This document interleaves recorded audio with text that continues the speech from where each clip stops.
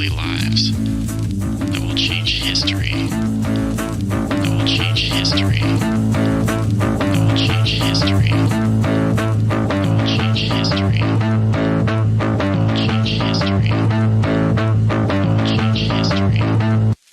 That will be the most beautiful day.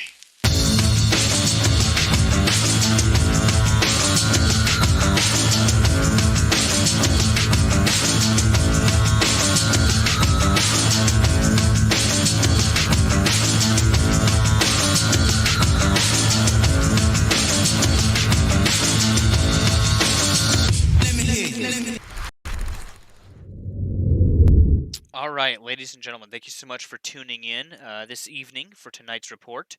Again, with that, we're going to start our reporting for April 22nd, the evening of April 22nd, 2022. It's a Friday. I hope everybody's having a wonderful Friday. I know it can be kind of hard under the circumstances, under the current circumstances. We have a good lineup of reporting for you guys tonight. We're going to get everybody filled in on what's been going on in and around the Ukraine crisis for about the past 12 to 24 hours. We're going to get everybody filled in on the most recent events here. Again, thank you to everybody that's tuning in tonight. Glad to see some familiar faces as well as a bunch of new faces tuning back into the stream tonight. Again, guys, thank you so much for following along on the stream here. If you haven't already, hit that like button. If you haven't already, hit that subscribe button. Best way to get notifications when new streams and videos go live. With that, I think the first thing we're going to do is we're going to go over all of today's top headlines. As Russia, again, continues to conquest for the east of Ukraine, continues the Battle of Donbass, as they are now referring to it as. This comes as, again, a top Russian military commander said Russia wants to take, quote, full control of southern Ukraine in addition to the Donbass region. In the east to, quote, secure a land corridor to Crimea. The statement by Major General Rustam Minikeyev, reported by Russian state-run media, marked the most explicit expression yet of long-term aims. Though it was unclear if Minikeyev was spelling out official policy, his remarks also indicated goals of accessing neighboring Moldova through a disputed separatist region and blocking Ukraine from access to the sea. Again, this comes as we've had increase in conflict occurring in and around Kharkiv, in and around Mariupol, in many regions in the Donbass, both the Luhansk and Donetsk regions, over the past 48 to 72 hours, have seen increases in fighting. Another possible mass grave with as many as 9,000 bodies was found near Mariupol. Satellite imagery revealed the site, which may be 25 times larger than the mass graves found in Bucha, according to a telegram post by the Mariupol City Council. The satellite company, Maxar Technologies, a provider of satellite imagery to both corporations and government agencies, said in a statement that the size of the grave has gradually expanded over the past month as Russian forces continue to transport Ukrainian bodies out of Mariupol. The United Nations Human Rights Monitoring Mission in Ukraine has confirmed more than 5,000 civilian casualties, 2,345 killed and 2,919 injured. Quote, our work to date has detailed a horror story of violations perpetrated against civilians, said the UN High Commissioner for Human Rights, Michelle Bachelet. Again, I'm not sure if I'm pronouncing that correctly. This includes the, quote, unlawful killing, including by summary execution, of some 50 civilians in Bucha outside of Kiev. We know the actual numbers are going to be much higher, she said, as the horrors inflicted in areas of intense fighting, such as Mariupol, come to light. UN Secretary General Antonio Guterres plans to visit Moscow next Tuesday, April 26th. Again, that news broke yesterday. We're waiting to see if that meeting is going to, in fact, go through. It does look at this time like they are going to, in fact, have that meeting in Moscow. In a phone call with Russian President Vladimir Putin, European Council President Charles Michel strongly urged Russia to grant, quote, humanitarian access and safe passage from Mariupol and other besieged cities. Again, ahead of the Orthodox Easter, which is coming this weekend. Zelensky said Thursday night that Russia had rejected a proposal for an Easter truce. Russian Foreign Minister Sergei Lavrov said Friday that overall peace talks between his country and Ukraine have, quote, stalled. Russian authorities, again, have lodged criminal charges against prominent opposition activist Vladimir Kara-Murza for spreading, quote, deliberately false information about Russian troops operating in Ukraine. Kara-Murza is serving a 15-day prison sentence for allegedly evading police outside his home in Moscow. At the time, Kara-Murza had been giving interviews to U.S. media criticizing Russia's invasion. The British Embassy will reopen next week in Kiev, reported earlier today by Prime Minister Boris Johnson. In Spain, Italy, and France have also declared intentions to reopen their embassies in Kiev in the coming days. The U.S. has not yet decided if or when it will reopen its embassy in Kiev. Again, this comes as the Russians have pulled out of not only the city of Kiev, but the surrounding areas. And they look to possibly move some of their staff, some of their governmental staff, back into the country.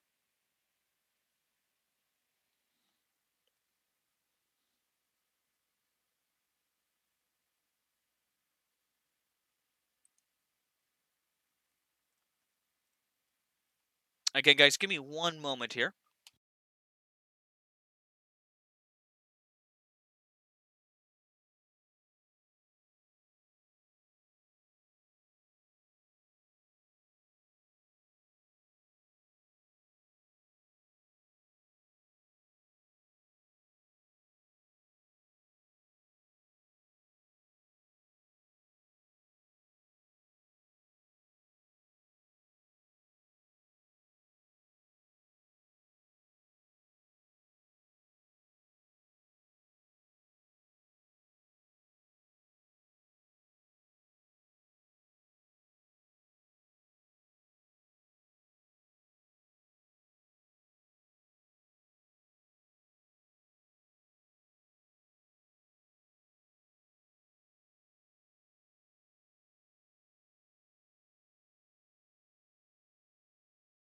Alrighty.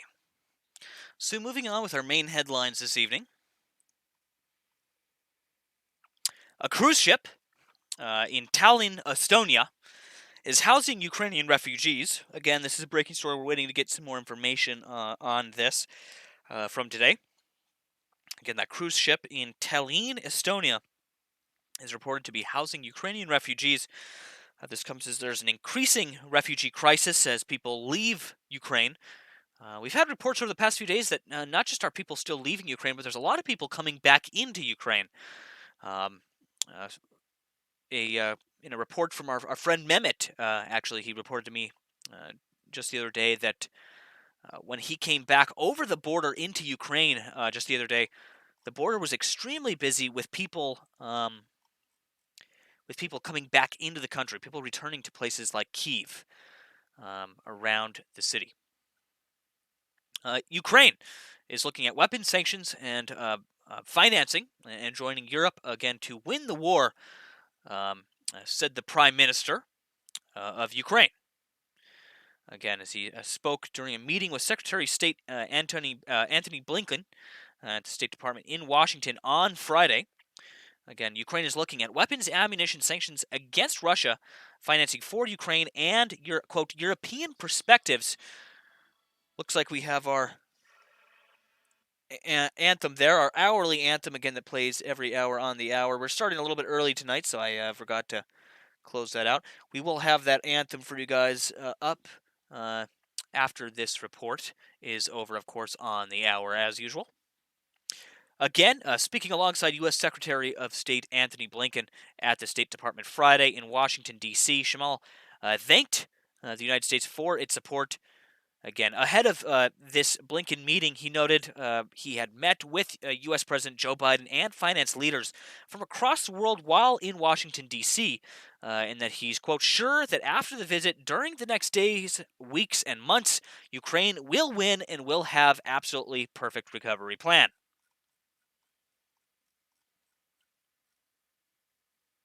Again, report that UN chief will meet with Putin.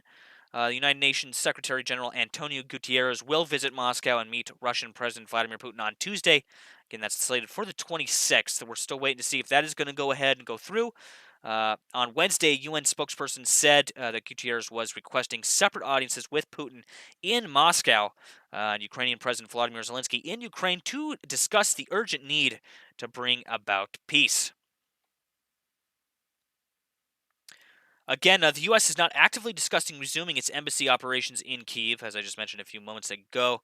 There are a few other countries that are looking to reopen those embassies in the country. Again, finally, Russia, in acknowledging casualties from the Moskva, says at least one person was killed and another 27 are missing after the Moskva, the flagship again of the Russia's Black Sea Fleet, sunk earlier this month. The Russian Ministry of Defense said in a statement Friday, according to Russian state media TASS, another 396 crew members were evacuated to nearby ships and sent on to Sevastopol, a city in Crimea. Russia's TASS news agency reported the Russian government, as of Tuesday, had not previously acknowledged any casualties. The Moskva, a guided missile cruiser, sunk on April 14th, though the claims remain disputed. Fighting continues again in the eastern Ukraine regions of Donetsk and Tavria. Again, according to a statement from the Armed Forces of Ukraine published on Friday via Facebook, I believe it was one of their government Facebook pages there that posted this report. Says this is notable since Russia's latest revelation that its goal to take the full control over the southern Ukraine as well as the eastern Donbass region. That means Odessa. We would speculate it means everything from Mariupol all the way over to Transnistria there, which we have expected and we have been calling for some time that this would happen. Ukrainian officials describe heavy fighting throughout the eastern Donetsk and Luhansk regions, in addition to at least 20 injured in, quote, intensified shelling in the southern city Mykolaiv, the southern Mykolaiv region down there. Meanwhile, a number of homes have been destroyed in Moschun, a small village to the north of Kiev, and near the Hostomel air base. A new drone video taken on Friday and obtained by CNN reporters shows that Ukrainian officials say they have identified mass graves outside the city of Mariupol. Again, the claim is supported by photos collected and analyzed by U.S. satellite imagery. Company Maxar Technologies, again, I reported on that a few moments ago. Again, just to be clear on that, those graves, they did analyze it, and it shows up to 200 new graves were counted on that site by those satellite imagery. Ukraine's prosecutor office launches a probe into it's an investigation into the alleged shelling of the town of Sloviansk, I'm not sure if I'm pronouncing that right, by the Russian army with cluster munitions. It said on Telegram, in a Telegram post Friday, again, according to preliminary data, Russian troops used what they call Tochka-U, a missile system with a cluster warhead. The statement added, use of cluster munitions, which scatter submunitions over a wide area, is banned by many countries. Russia and Ukraine are not signatories to an international convention barring their use. Turkey hopes to resume Russia-Ukraine talks as Turkish President Tayyip Erdogan is expecting to hold phone calls with his Russian and Ukrainian counterparts in the next 48 hours with the hope of meeting them both in Istanbul to end the conflict between Russia and Ukraine. Turkey has a unique profile and position. Again, besides being a NATO member, the country has maritime borders with both Ukraine and Russia. Plus, Turkey is Russia's largest trade partner in the Middle East and the North Africa region. Again, Zelensky says that life is returning to normal in liberated areas around Kiev. Zelensky said Friday in an address that normal life is returning to areas that have been freed from Russian control and that 184 settlements have been demined. Humanitarian operations are taking place in more than 500 liberated settlements, and medical and educational services along the financial institutions are also returning to many settlements. No evacuation corridors Friday for Ukrainian cities. Again, civilians remain trapped in Ukrainian cities like Mariupol and Luhansk, with no evacuation corridors agreed upon in Ukraine on Friday, with the Russians due to, quote, danger on the routes. Ukrainian Deputy Prime Minister Irina Vereshchuk said Ukrainian officials have appealed for Russians to guarantee safe passage for civilians, particularly those trapped in Mariupol. Mariupol's mayor told reporters that one clear day of ceasefire is needed to evacuate civilians sheltering in the Avastal iron and steel plant, again in that besieged city of Mariupol. A rights group, again from a report early today, Friday, alleges that Russian troops are using rape as, quote, an instrument of war in Ukraine. When Russian troops invaded Ukraine, began closing in on its capital, Kiev, uh, uh, there's been multiple reports, again, as they pulled out of that area of sexual crimes, war crimes that occurred in and around those areas. Again, there's an ongoing investigation into those claims at this time, and we hope to have more information for you guys on that in the coming days and weeks.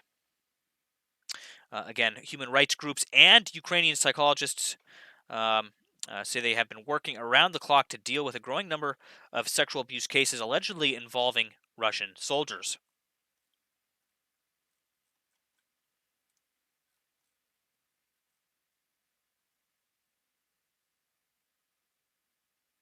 The head of a UN atomic watchdog, Rafael Grossi, said he would visit Ukraine's Chernobyl nuclear plant next week. Again, I reported on this earlier this week when they were first saying that they were going to make that visit.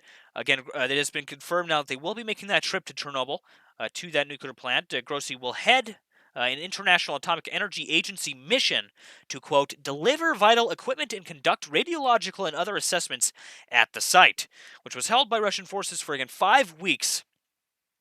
This was stated again by that agency statement from the International Atomic Energy Association. Boris Johnson, in a report today, said he will close loopholes to ensure UK exports to India cannot end up being used in Russian weapons. Speaking in Delhi at the end of the 2-day visit, the UK Prime Minister conceded the war in Ukraine could go on until the end of next year and that Russia could win. Johnson also announced that Britain is to reopen its Kiev embassy, again, as we've reported on a few times this evening. A Ukrainian Antonov AN-26 military transport plane came down in a field near Mykolivka, a village in the Zaporizhia region. Ivan Arifiev, the military press secretary for for the region, said investigators were working to establish the cause. Again, we're still waiting to get more information on that. Apparently, there was reports that correspondents at the scene saw at least one dead man among the wreckage of that plane. Again, Russia has opened a criminal case against a prominent opposition activist on suspicion of spreading false information about Moscow's military campaign in Ukraine. Again, we reported on that earlier this evening. There is more information coming out on that tonight, and I hope to have a full report on those criminal charges against that prominent opposition activist with Monday's report. Again, that breaks down, I think, all of our main headline topics for this evening. We're now going to switch over to our situation room. I'm going to get over into our pointer screen here. Again, thank you guys so much for tuning in this evening. Glad to see everybody following along here. I think one thing I'm going to do is I'm going to attempt to get the numbers for today from Kiev Independent and a few of the other sources, and we'll go over some of those lost numbers if I can get those here. I'll get those up on screen here. But first, we're going to go through our Situation Room and take a look at some of the community aggregated posts on our Discord server. Again, if anybody is interested in joining in on that exchange of information, you can find a link to that in the description below. The link to that is discord.gg/Nemico. You can join our Discord server there. This is a post from Kayuka in the Situation Room. Comes from newscientist.com. It says a plan for microbes to eat Chernobyl's nuclear waste was ruined. Hold on, let me switch over to our other screen here, guys. So stand by. Here we go. Let me get this up on my screen here so I can read it for you. So it says researchers hoping to identify bacteria capable of consuming radioactive waste at the Chernobyl nuclear power plant fear their work has been destroyed by Russian troops. You can see here a ransacked office. Looks like their equipment was destroyed there. Again, it says researchers at the Chernobyl nuclear power plant in Ukraine had been looking for bacteria to eat radioactive waste, but they now fear that their work was irreparably lost during the Russian invasion of the facility. And Anatoly Nosovorsky, director of the Institute for Safety Problems of the Nuclear Power Plants, ISPNPP, is the abbreviation there, which carries out research in several labs at Chernobyl, said in a letter to the global scientific community, seen by New Scientist, that his staff are still unable, I guess, to get access to that facility. Again, we're behind a paywall there, but thank you, Kayuka, for posting that report in the Situation Room there.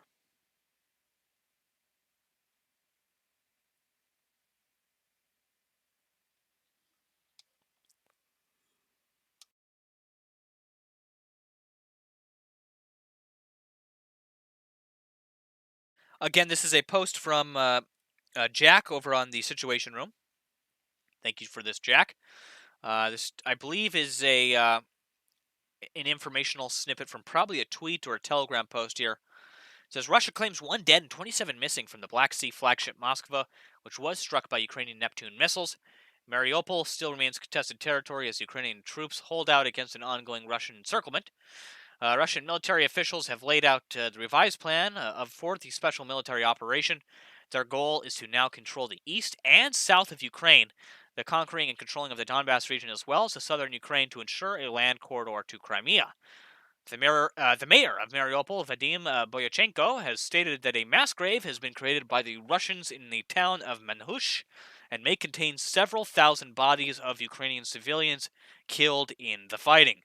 The U.S. is sending $800 million more in military aid to Ukrainian forces, including howitzer artillery cannons and tactical drones. The UN has confirmed that at least 50 civilians of Bucha were killed by summary execution. However, the investigation into those suspected Russian war crimes is ongoing.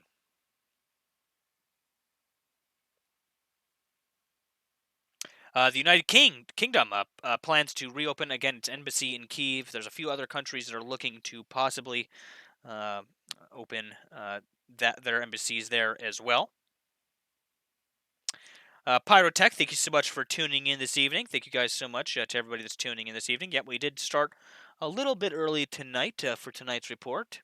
I think that's better than starting late, though. All right.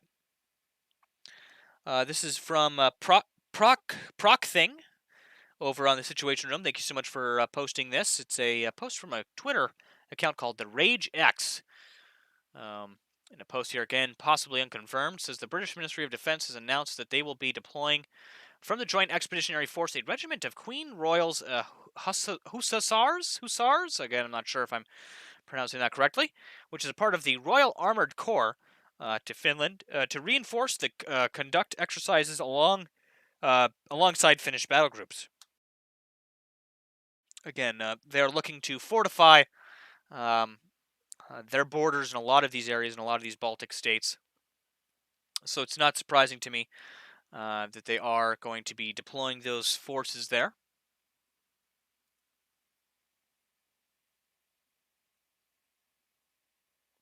Another post here from Kayuka. Thank you so much for this, Kayuka. This comes from Twitter. Euromaiden PR says, we covered an advanced army-level command post in the Kherson region. It will be cooler than Chernobyivka. There were about 50 senior Russian officers there. Their fate is not known, but I think it is sad, reports Alexei Arestovich. Again, I'm not too sure what they're referring to there. I believe they're saying the armed forces of Ukraine destroyed the command post of the Russian army near Kherson. Oleksiy Arestovich, an advisor to the head of the office of the president of Ukraine, said that a command post was destroyed in the Kherson region, where there were up to 50 officers at that command post there, that Russian command post that was reportedly destroyed by the Ukrainian forces.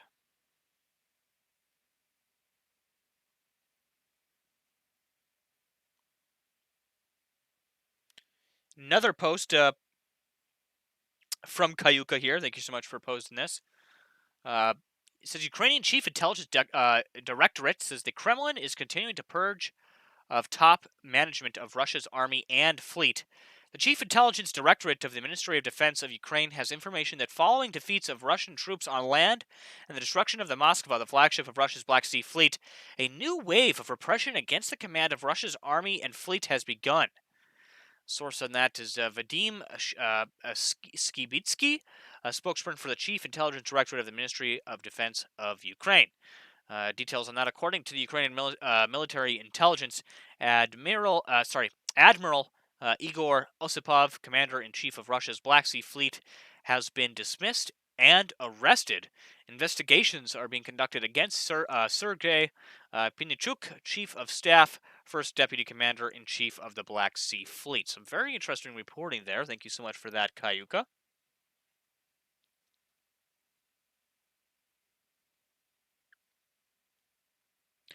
Scott McHarris with a report here from The Guardian. Thank you so much for posting this in the Situation Room.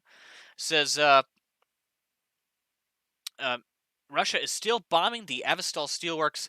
Ukraine says the UN Secretary General is again to meet Putin. Again, I reported on that earlier. Russian bombing of the Avestal plant does not stop, says Mariupol official.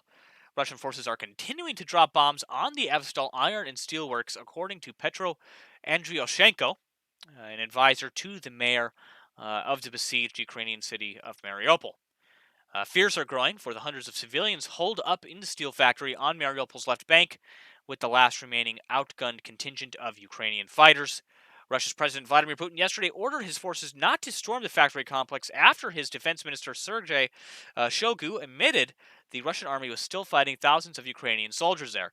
According to local officials, between 300 and 1,000 people, including women and children, could still be trapped inside of the steelworks.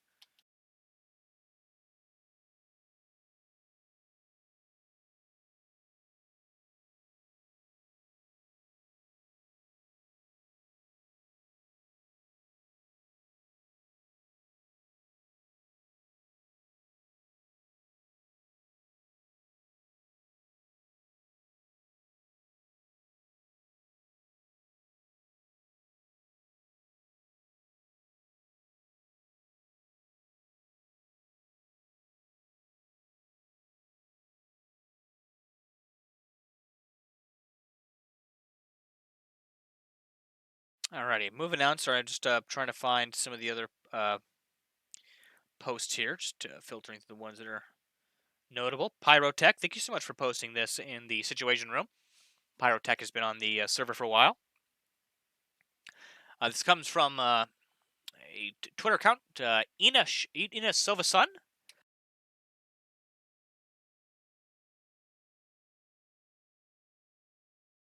Says Deputy Commander-in-Chief of the Central District of Russia's troops has officially stated that Russia's goal to seize the Donbass and southern Ukraine in the second phase of the war to create a corridor to Russia from Crimea and Russia-backed pseudo-state of Transnistria in Moldova. And I've been talking about this for a while, that I didn't think they were just going to stop at the Donbass. but move further west as well to Transnistria. Again, a very real possibility here for them to assume control over that territory. Yeah, again, I don't think it's outside of the realm of possibility for them to pull that off.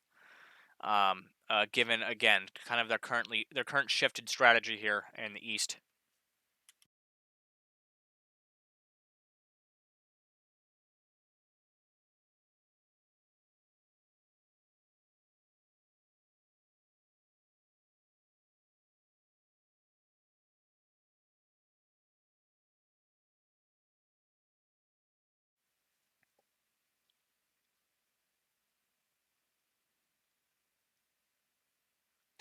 Uh, Another post here from Cayuca of a flooded dam. Reports of water gates have been blown, causing severe flooding near Krasnodar, Russia.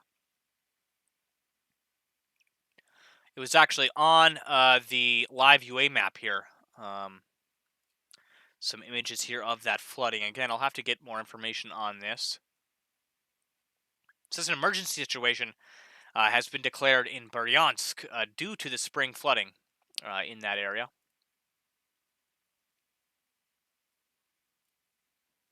Again, when we go through our live UA map updates, I should be able to see that on there.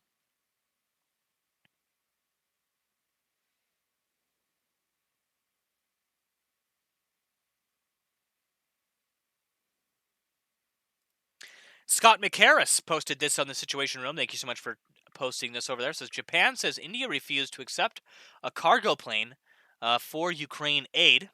India has refused to allow a Japan self-defense force plane meant to deliver humanitarian aid to displaced Ukrainians to land in the country. Again, that's according to Nikki Asia, citing Senai Takachi, policy chief of the ruling Liberal Democratic Party, as saying Ukrainiform reports. Again, I'm not sure if I'm pronouncing that correctly. The government of Japan has, again, had planned to have the aircraft load supplies such as blankets at a stopover in India and transport them to Ukraine's neighbors, including Poland and Romania. Very interesting, very interesting. Thank you so much, Scott, for sending that over in the Situation Room. Much appreciated. Cayuca actually just sent something over to shed a little bit more light on that post with the flooding. Thank you so much for that, Cayuca. You can see. I'm trying to find it here. Oh, here we go. Here's that flooding here on the map here. So here's Ukraine. Here's Crimea. Here's the Russian territory where that flooding is occurring. People say a dam collapsed there. So again, we're gonna have to wait to get some more information on that. Again, thank you to Cayuca, and then also thank you again to Scott McHarris for sending over that information. Here's a report from Max W. Max West, I believe is the name there, over on Situation Room. This comes from Air Force Magazine. It says the Pentagon reveals secretive new drone the Air Force is giving to Ukraine called the Phoenix Ghost. The Pentagon is giving Ukraine a secretive new drone that the U.S. Air Force has developed, one that is quote very nicely suits the needs of the Ukrainian military. Again, the Pentagon revealed on the 21st of April, so that was just yesterday. The U.S. will deliver at least 121 of the new Phoenix Ghost tactical unmanned aerial systems to Ukraine as part of a new $800 million assistance package announced by Pentagon Press Secretary John F. Kirby. This is a drone that had been in development before the invasion. Clearly, Kirby said during an afternoon press briefing, the Air Force was working this and in discussions with the Ukrainians about their requirements. We believe that this particular system would very nicely suit their needs, particularly in East Ukraine.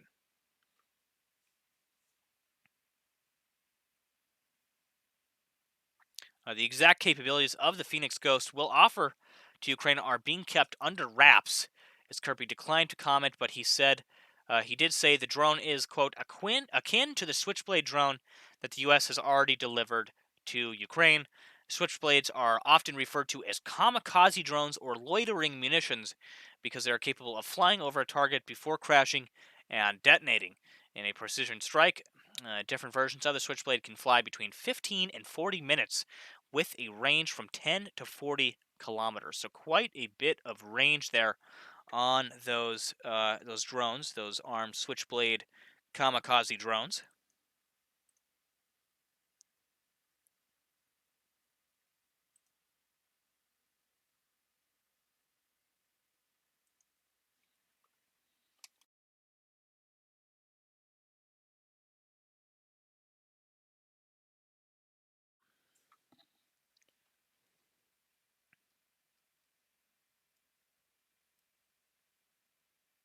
Another post here from Morlock. This was earlier today in the Situation Room. Thank you so much, Morlock, for posting this. A Russian aircraft going down in flames near Izium. Again, it's possible to determine the exact, impossible to determine the exact type, but the two parachutes visible indicates it's probably a Sukhoi Su-30 or a Sukhoi Su-34. Again, you can see the footage there of that plane going down. See pieces there falling.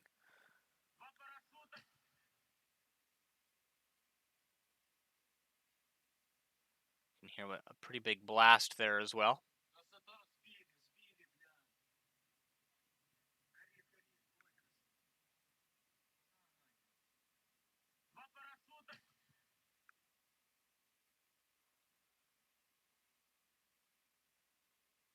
Very interesting footage. Again, thank you to everybody that posted all of those reports over in the Situation Room. If you would like to, if anybody that's listening in would like to contribute to our Situation Room community aggregated reporting, you can do so over on our Discord server. There's a link to that in the description below. That's discord.gg/Nemico.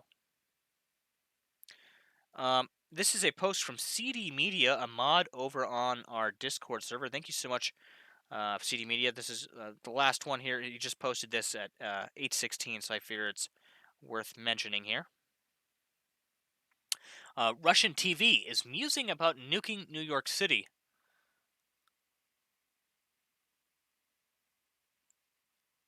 Russians successfully tested a RS-28 Sarmat. Again, we reported on that yesterday. That was a Satan II ICBM missile. Capable of nuking targets across the entire planet. After the launch, Russian pundits got on TV and openly mused about using the missile to wipe out New York City, England, and other Western targets.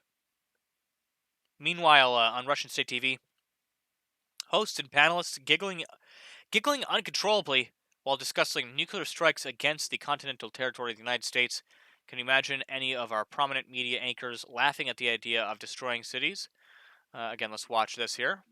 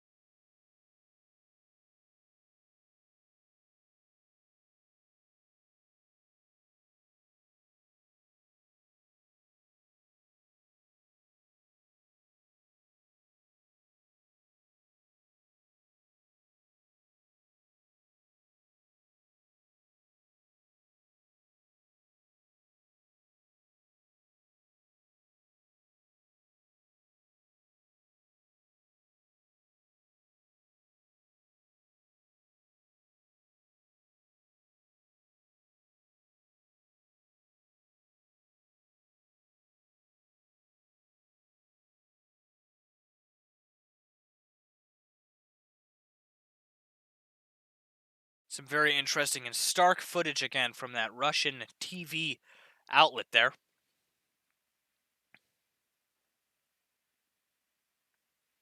Again, very interesting indeed. That rhetoric there you're seeing on Russian TV. Here's some other footage here. The Russian MP Yuri Shivitkin on yesterday's Sarmat ICBM test as a statement. The warheads in the missile are indeed capable of hitting enemy targets. So you understand there would be virtually no New York left. There would be virtually no England left from a single missile. Again, no English translation on that video there, so I will skip playing it. Again, yeah, it is disturbing to see this kind of rhetoric on Russian TV while it wages war in Ukraine, while the U.S. and its allies funnel money and weapons into the embattled nation. Very interesting report there.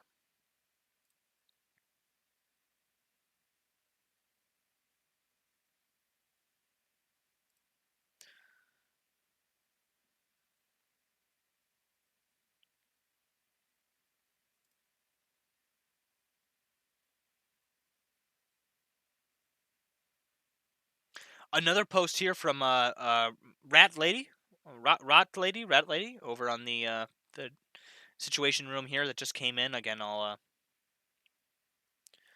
go over that real quick. It says the body of the Hostomel mayor Yuri Pavliko was exhumed recently. Exhumated recently. Russians killed him in the beginning of March while he was handing out humanitarian aid to locals. They mined his body. Again, a video by Russian media shows them exhuming his corpse from the grave there. I want to show that to you guys. A post here from the Kiev Independent, and again by Rat Lady. Thank you for sending this over. Says Joint Forces Operations says nearly 50 units of the Russian equipment destroyed in the Donbass just today, April 22nd. Russia lost 9 tanks, 3 artillery systems, 18 units of armored vehicles, 1 armored combat vehicle, and 13 units of vehicles, and 1 tanker. Again, the JFO said. Again, that's the Joint Forces Operation of Ukraine. Again, thank you to everybody that sent over those reports. Again, thank you to everybody that sent over those reports on the Situation Room. Much appreciated.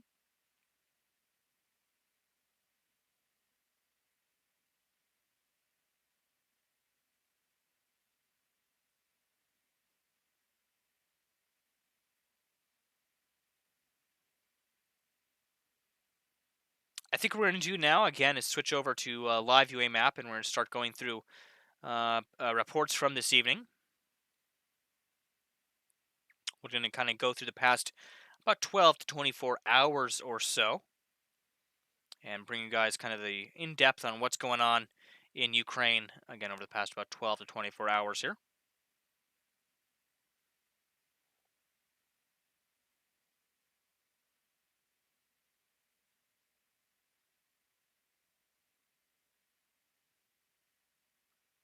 Keyboard Oracle says, was the AN-24 shot down? It's unknown at this time. It did look like it crashed. Still waiting to get more information on that. At this time, I hope to have some more concrete information, possibly even by the end of this report if we get something fresh in. I'll bring it to you guys. If not, it'll be for the next report. I'm going to scroll through here. We're going to get back to about the 12-hour mark. We'll go about to 14 hours out. I think that's a good medium there. We'll start here at 14 hours ago. Okay, the United Nations has accused Russia of taking action in Ukraine, quote, that may amount to war crimes, including indiscriminate bombing that killed civilians and destroyed schools and hospitals. Quote from that here. From AFP, Russian armed forces have indiscriminately shelled and bombed populated areas, killing civilians and wrecking hospitals. Again, that came from Ravina Shedelisami. I'm not sure if I'm pronouncing that correctly.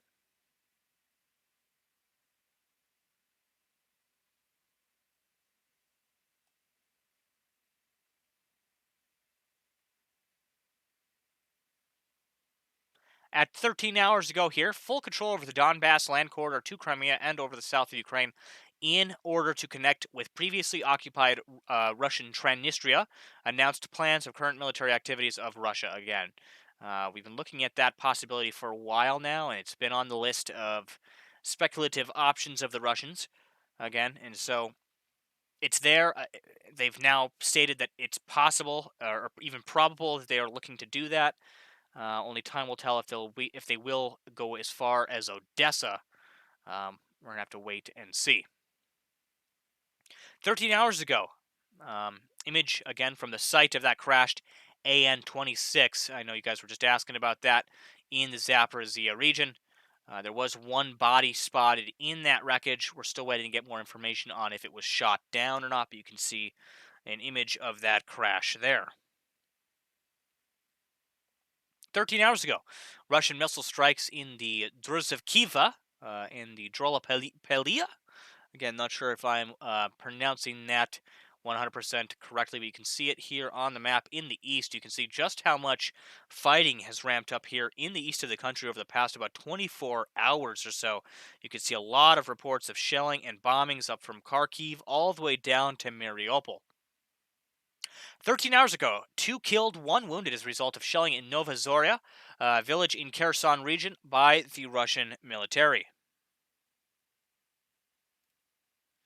You can see that here. Kayuka just sent over some information. I'll get that up on screen for you guys here.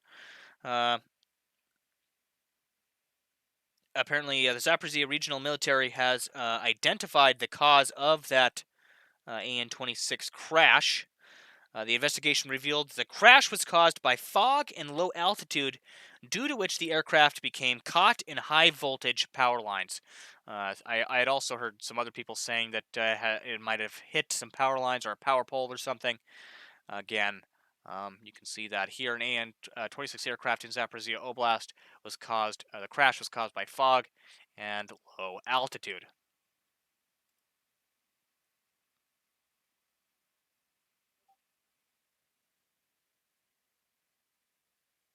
Apparently here is a video showing the plane.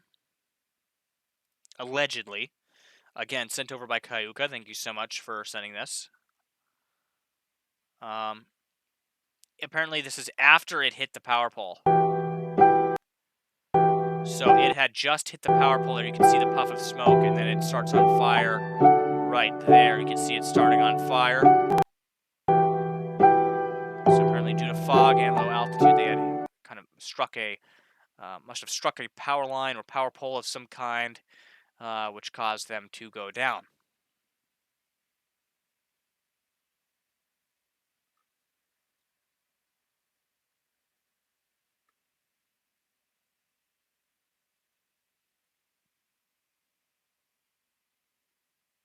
"13 hours ago, President of the European Council had a call with Putin, strongly urged for immediate humanitarian access and safe passage from Mariupol and other besieged cities, all of more of the occasion from Orthodox Easter."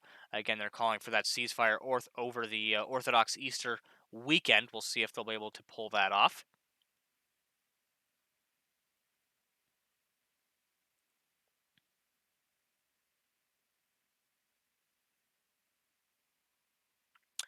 13 hours ago, Ukrainian troops, 40 soldiers, begin training in France with Caesar 155mm 52 caliber self-propelled howitzers donated by France, said Macron.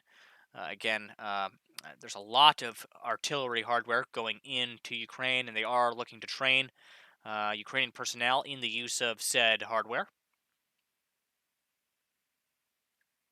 12 hours ago, British ambassador to Ukraine, Melinda Simmons, says, "I'm heading back, looking forward to working in Kiev, Ukraine again," as they look to reopen their embassies there in the country.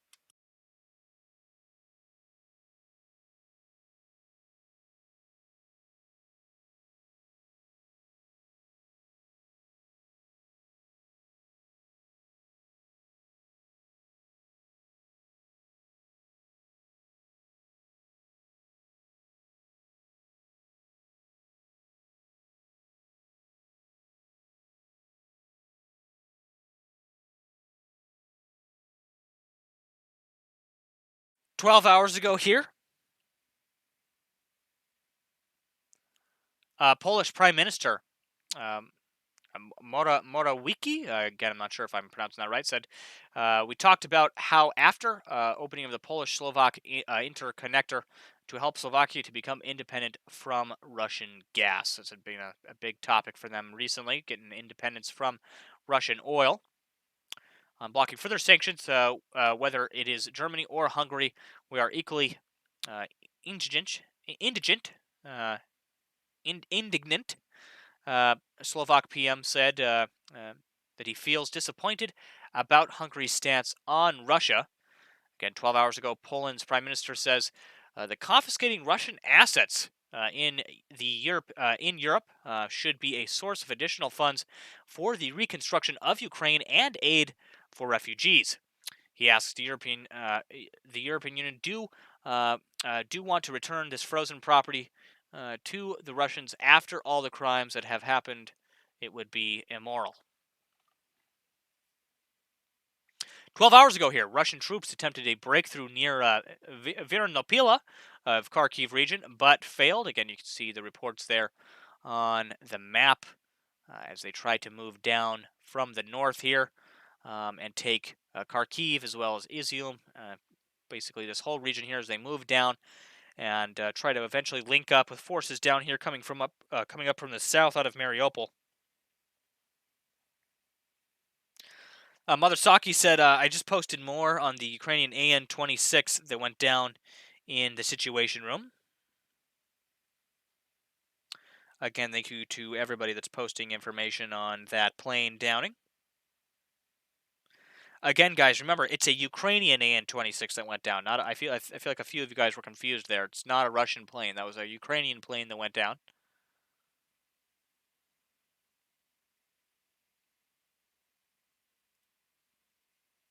I believe this was the report that Rat Lady was trying to link to me here. Again, here's a photo from that crashed. Again, Ukrainian AN-26, not Russian. The AN-26B-100 was carrying out a technical flight when it reportedly hit a power line, according to the Regional Administration of Zaporizhia. The region is partially occupied by the Russian armed forces. Killed one person and injured two others, again, in the Zaporizhia region there. 11 hours ago, Ukrainian military shot down a Russian Orlan drone in the Kharkiv region with a man-pad there. There's a photo there you can see of that Ukrainian operator, and again, we'll take a look at this video of the use of that munition there. Get that audio open for you guys, since there's valuable audio on this. You can hear that strike there. You hear that launch there of that missile. Yes. Very interesting. Yeah, seeing this happen in real time, hit that drone. Very interesting video. You can see it strike the drone up there in the sky. Right there. Yes. You can hear the report right after. Very interesting footage. 11 hours ago, 1 killed, 6 wounded as a result of shelling at the warehouses in Koretochi in the Kharkiv region. You can see that located on the map here, and you can see the building, footage of that damaged building there.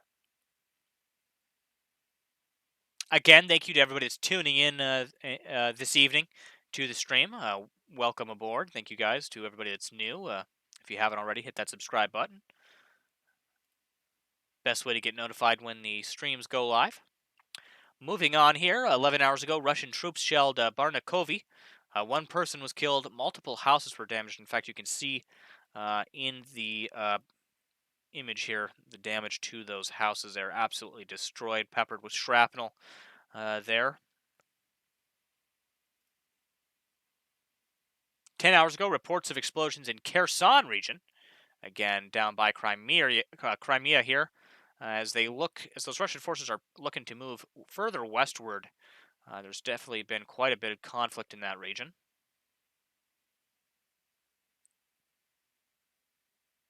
Owly asks, which costs more, an Orlan or a man-pad? I think the man-pad does,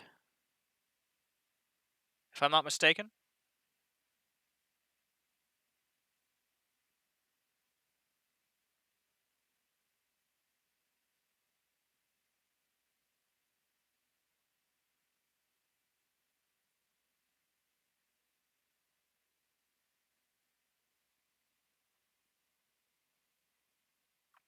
Another report here from 10 hours ago. Russian troops reportedly targeted a big mall in Kharkiv. Preliminary reports say there are no casualties. That came here in Kharkiv. Apparently they struck a mall there, a big mall in Kharkiv. Unsure what munitions they used to target it there, but it is believed to have been bombarded. 10 hours ago, battles continue near Avastal Steel Works there in Mariupol. There is actually footage of that battle raging on Telegram here, you can see. And here, those strikes occurring in the background, that fighting going on in the background.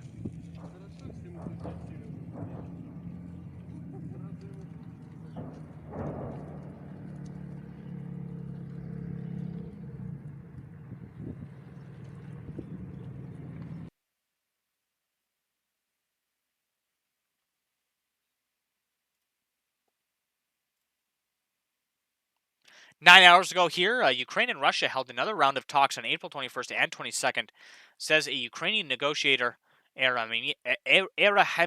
Again, reports that I got earlier said that those talks hadn't really amounted to anything, again, but they were looking to have further dialogue. 8 hours ago, Putin to meet with UN Chief Gutierrez in Russia next week. Again, that was from that Kremlin statement that confirmed that meeting is looking to at least hopefully take place here next week. 8 hours ago, Russian troops attempted to assault the Zeleny Pole in Zaporizhia front line, but failed. Again, that came from the General Staff of the Armed Forces of Ukraine. You could see, look at all of the bombing and shelling that has been going on that front line. You can see the report there that we're talking about came from here. Those Russian forces are obviously looking to kind of cut into this territory here, you can see, as they've taken control over a few of these areas. Very interesting, though. There's been a large uptick in shelling and bombing in this area.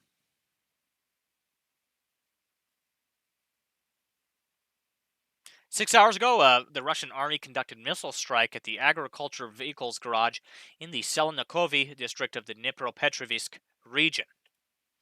Again, you can see where that strike was located here on the map, and you can see a kind of a picture here of some of the damage to those roofs and some of those buildings there at that site.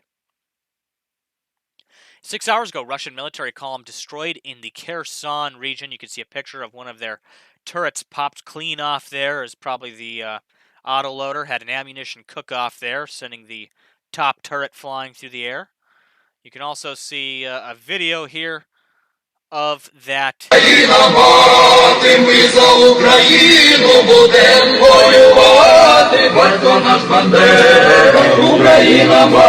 military hardware there. Russian military hardware, to be precise. 6 hours ago, Defense Secretary Lloyd Austin invited 40 nations for a conference on Ukraine's defense needs at American base in Germany next week. 20 have accepted. The Pentagon conference will take place next Tuesday. This will also address Ukraine's post-war military needs. 5 hours ago, again, this source comes from state-funded media. Again, be aware that it possibly is propaganda. Russian Ministry of Defense states, as a result of fire at the Moskva cruiser, 1 sailor killed, 27 are missing, 396 were evacuated. 5 hours ago, today, more airstrikes were reported in Papsana. You can see the report there on the map and a picture of those buildings absolutely decimated by that shelling. It also looks possibly like there was some fire there in those buildings. 4 hours ago, Germany's Chancellor Olaf Scholz says he's reluctant to send heavy weapons to Ukraine because of, quote, the real threat of nuclear war. He compares his situation to that of his predecessors who had to watch the Kremlin tanks crush democracy in Eastern Europe.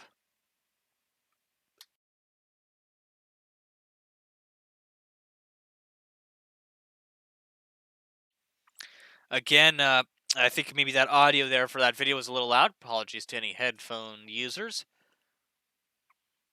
Yeah, I got to work on my audio mixing game, that's for sure. 4 hours ago, moving up here, 3 hours ago, Canada said it has provided heavy artillery to Ukrainian security forces following up on a pledge by Prime Minister Justin Trudeau earlier this week to send more artillery weaponry to Ukraine in the face of a Russian assault on its east. Very interesting reporting there again. Coming out of Canada, they're looking to send more artillery to the country there.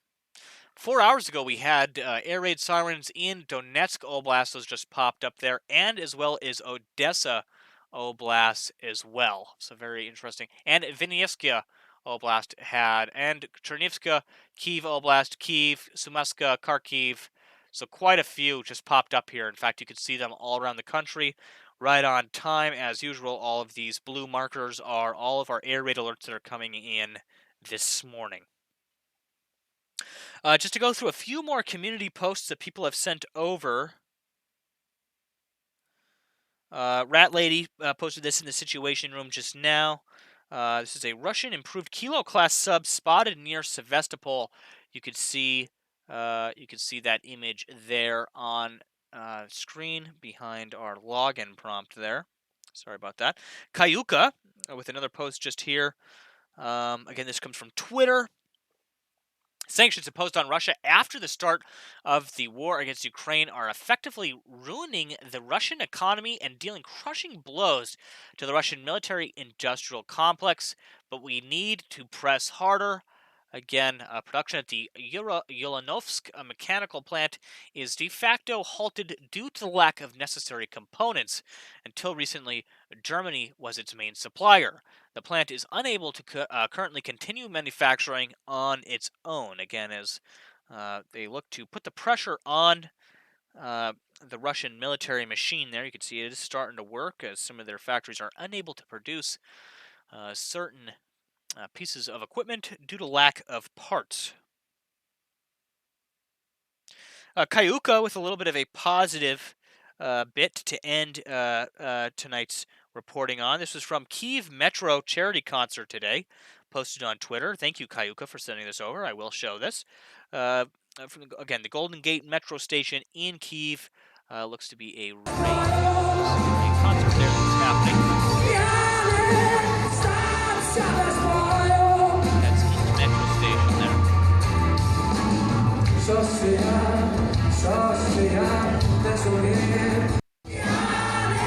But the sound is pretty nice in that metro. Very nice reverb. It's good to see that they're having a good time there in Kiev and starting to kind of relax a little bit after the horrible 2 months that they've had there in that country. Again, thank you to everybody that sent over news reports and information in the Situation Room tonight and contributed to that aggregation of information.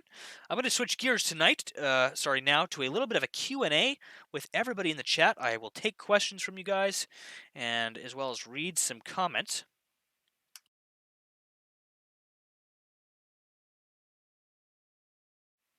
Mother Saki says, isn't it something that Peaceful Canada will provide heavy weaponry? Love it. Yeah, me too. I think it is definitely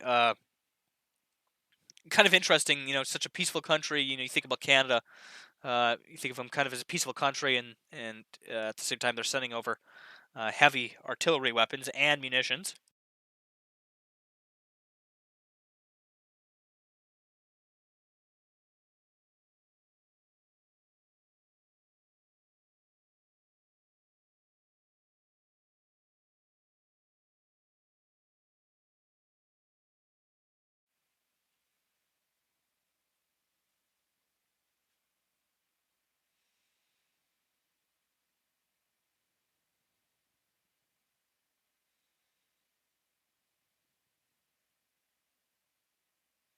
As Hitmon says, yeah, Canada doesn't F around. That is for sure.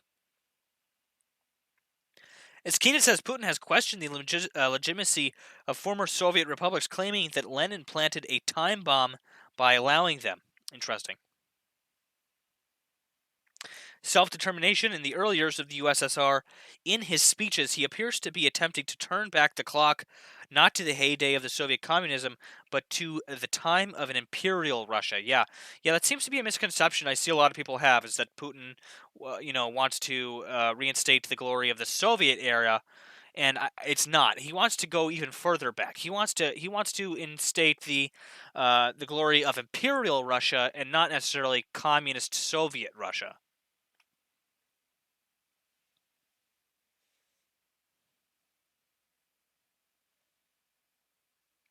Ciato says, "Is this the original Nemico, dude?" Yep. This is the OG Nemico. I'm here with you. Uh, Thank you again for tuning in tonight. Glad to see you tuning in this evening. Just Me says, "Didn't the U.S. and Germany say they are mixed out though on sending things over?" I swore I heard that somewhere. Yeah, there. It depends on what I like capabilities you're talking about them sending, like what hardware they're sending. They're mixed on a few things. They are set on sending things like artillery and some of those things that have been agreed on.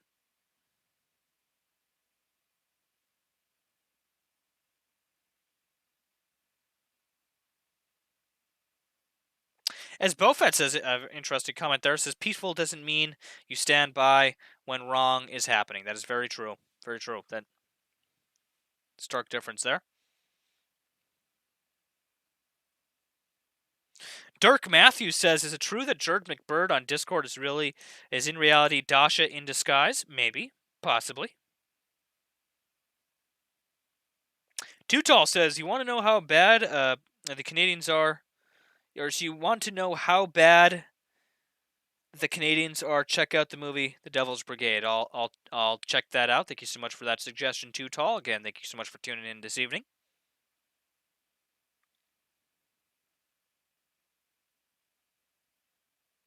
Jenny, thank you so much for tuning in this evening.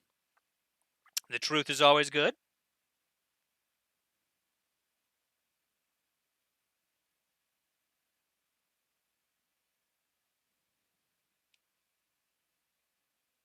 Yeah, again, Keenan talking about 20th century Putin has embarked on a project to reestablish a Russian empire in Europe/Eurasia, and yeah, I mean the proof has been in the pudding for much longer than this conflict has been going on.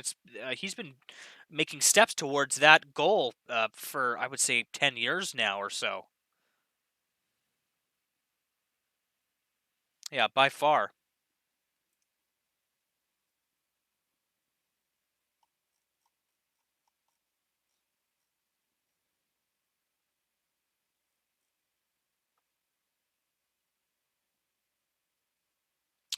Little Durkins too says, "Due to the rampant Russian corruption, I'm dubious about anything working properly." Yeah, yeah. I mean, especially some people have said, if they get a government instated here in Ukraine, if they're somehow able to overthrow Ukraine and instate a government there, that the amount of corruption that will come along with that will just be its downfall. That they wouldn't able to be, successfully keep a government in place, and even some places like Odessa, Mariupol, in the south, in some of these places that they take, it might be very hard for them to set up like a puppet government.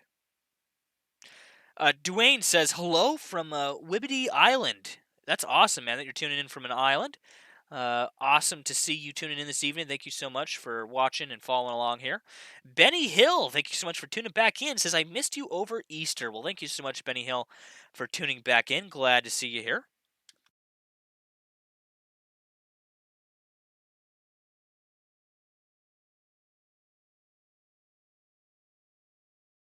Unsinkable on Twitch says, "Not only that, but the amount of weapons laying around Ukraine now, an insurgency would pop up." Yes, 100%. Yeah.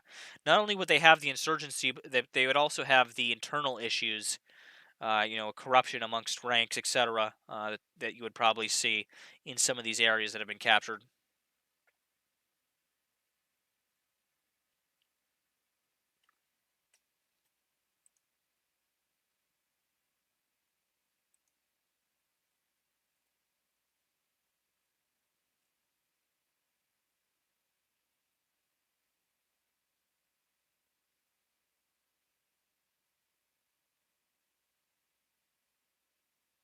Too Tall says, "I mean, if we can just give the Russian people washing machine stimulus, Do you think it will end the war? Do you mean just pumping them a bunch of capital? Possibly. I mean, if they had the capital, they have the weapons and the ammunition, and in some cases even the hired guns if they need it. If they needed personnel, which they don't at the moment, but if at some point they need personnel, having the capital would help if that's what you mean.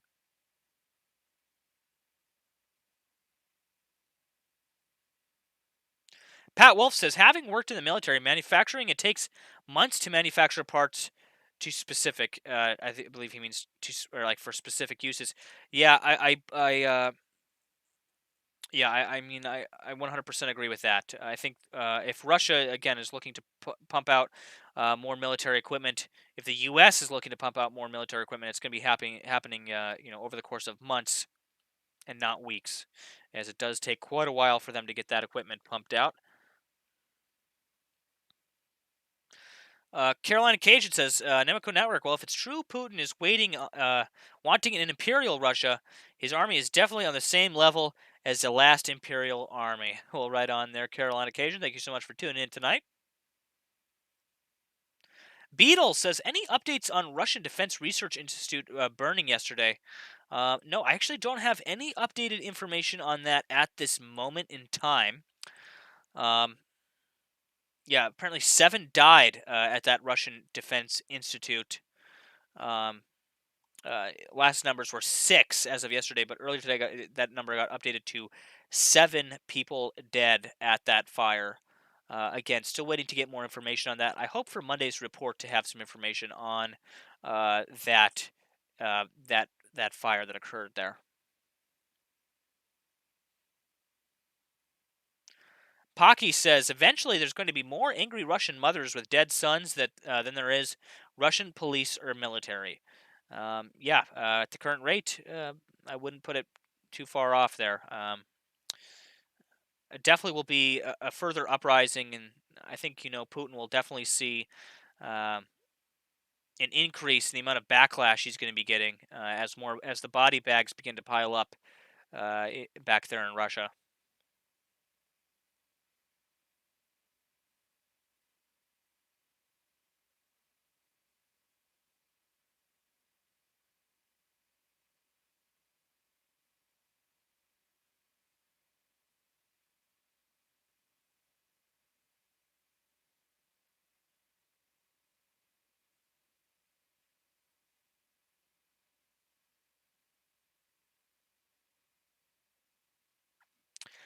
Just me. Which one was that?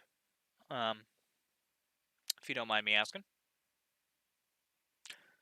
Pepsi Cola Ross says, any updates on what FOG is doing? No, not at this moment. Not at this moment. I might be able to get some information on that for future reports. Christopher Ryan says there was a major dam break today in Russia too. Very strange. Yes, we reported on that earlier tonight.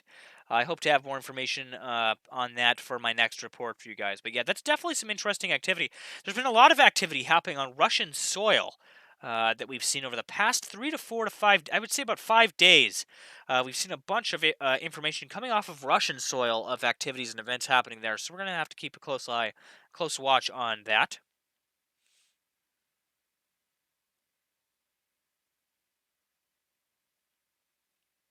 Too Tall says, if Russian troops surrender, I will give them each a washing machine. If an entire platoon surrenders, I will throw in a dryer for every man of the platoon. Well, at least they'll be able to dry their muddy boots and socks, their muddy camis, after the long trek home here. Max West says, big fire at key chemical plant in Russia, also about 335 kilometers northeast of Moscow. Is that the same fire we were just talking about a minute ago?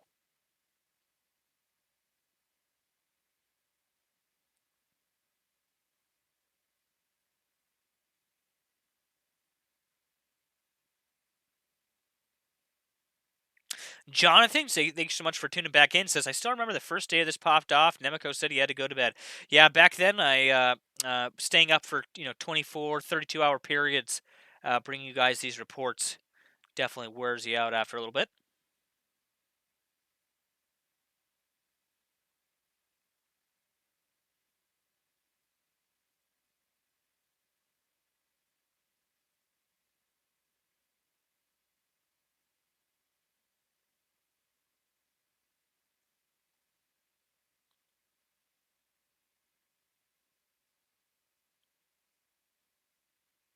Rob D360 says, new fire today. Interesting.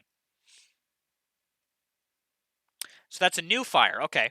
I'll have to look into that. Thank you for bringing that to my attention. Yeah, I'll see if I can find some information on that. Yeah, somebody says there's a third one also. A pattern is developing. I will definitely be looking into that. Yeah, we've had a lot of activity on Russian soil. I've noticed we've had threat level increases. We've had bombings. We've had fires now breaking out. We've had the dam break. We've had quite a few incidences. So definitely worth keeping an eye on because that can definitely be pretext for something. Jenny, thank you so much for tuning in. Says we all got to sleep. Very true, Jenny. Thank you for that bit of reality there. LD 429 says separate fires. Interesting. Yeah, I'm definitely gonna have to take a look into that. Panther says, is NATO and the USA playing the double standard in terms of arming the neo-Nazi Azov, as well as Ukrainian immigrants versus Haitian immigrants? Yeah, I have no real comment there when it comes to that. I just don't have enough information to make a comment on that, I think.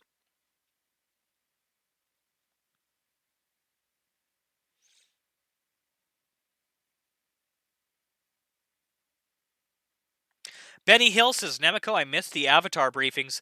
Good to be back and see you doing the Avatar briefings again, +1. Thank you so much, Benny Hill, for that comment. Man, that means a lot to me. Thank you so much for tuning in tonight. Glad to have you on the show on this beautiful Friday, April 22nd. Again, I wish it could be under better circumstances, guys.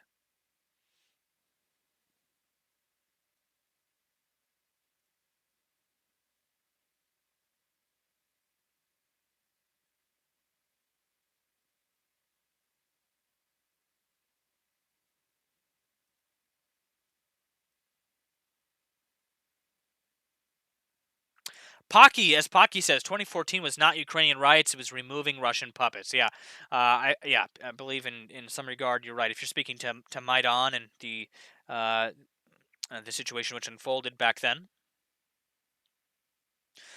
Jonathan says, Namico, will you cover what happens if China springs into action? You can most guarantee that I will, yeah. I feel like if there's ever any type of situation that unfolds that is worth reporting on, Ukraine, China, uh, any major world conflicts that break out, any major events that unfold that are worth reporting on, you can sure as bet that we will be there reporting on them. And I hope in the future we can move on maybe from doing, these virtual reports that we're doing now. Maybe eventually I could get to a point where we can do some on-the-ground reporting for you guys. I'd really like to do that. That'd be awesome. Dwayne says, do you think the Russian KIA is 20K?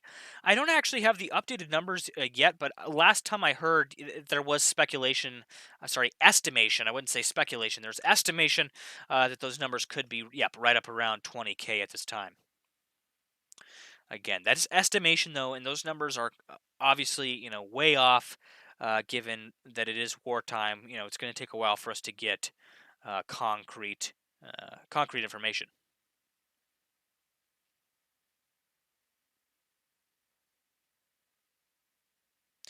Yeah, so I mean, I see a lot of you guys talking about corruption in Ukraine and stuff, and pre 2014, corruption was a very big deal. You got to imagine though, once Zelensky ran for president, though, he ran on an anti-corruption platform. That was his whole thing. That's why he won presidency. It was because he ran on an anti-corruption platform. That's why people trust Zelensky and his cabinet so much, is because they ran on an anti-corruption platform. They ousted the corrupt oligarchs that were in Ukraine's hierarchy. They ousted a lot of them, and so it has gone a lot better. But there is a lot of issues still. Ukraine has as many issues, just as many issues as any other country when it comes to things like corruption and stuff. So that always is an issue, right? But is it worse or better than it was in 2014? I would argue it's much better now.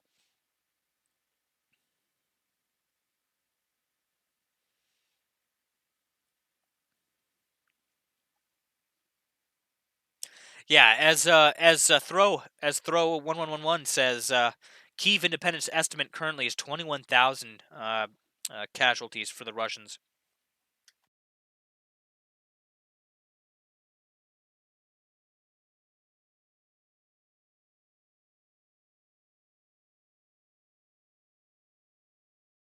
Again, thank you to everybody that's tuning in this evening.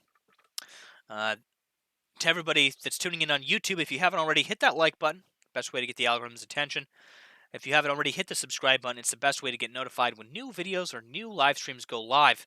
If you missed tonight's report, we'll be uploading it to our YouTube channel at youtube.com/Nemico Network for those that missed it. Again, we do that for every report. We upload them to the YouTube channel for those that missed them or can't make them for when we are live. For those of you guys that are interested in looking at any of our sources, looking for the camera links that we use, all that stuff, you can find that information in either the description below this video, the description below this live stream, or over on the Discord server. The invite to the Discord server is in the description below. It's discord.gg/Nemico. Everybody's welcome over there on the Discord server. It's a wonderful place to get information and join in the community discussion.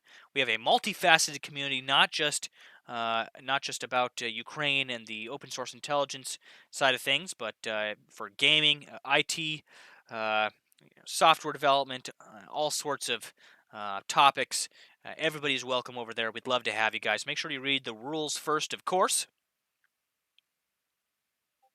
Again, if you'd like to donate to Ukraine, if you'd like to support the channel, all those links are below this live stream in the description below. The cam stream is up 24/7. We do go down occasionally for maintenance, of course. New reports every night at 9 p.m. to 10 p.m. Eastern Standard Time. That's 4 a.m. to 6 a.m. Ukraine time. Tonight we started about an hour early at 8 p.m. Kind of a quicker show for you guys tonight. I hope everybody is having an amazing Friday. I hope you guys have an amazing weekend. I'm going to probably be looking to do a few reports over the course of the day tomorrow and Sunday, but we won't be having our nightly reports. Of course, on the weekend, it's weekdays. That's when our main reports are, weekday nights, 9 p.m. to 11 p.m. Eastern Standard Time. Again, that's 4 a.m. to 6 a.m. Ukraine time. So I will be joining you guys a few times over the weekend, Saturday and Sunday. And of course, if we have any major events occur, I will be right here bringing you guys the news. So stay tuned. Again, that Ukraine stream, the cam stream, is up 24/7. Right after this is done, I'll be hopping back over to that camera feed, and we'll be getting all those cameras automatically updated for you guys every 5 minutes. Again, guys, to everybody that tuned in tonight, thank you so much for tuning in. This has been your report for April the 22nd of 2022 on the ongoing war in Ukraine. Until next time, guys, you're watching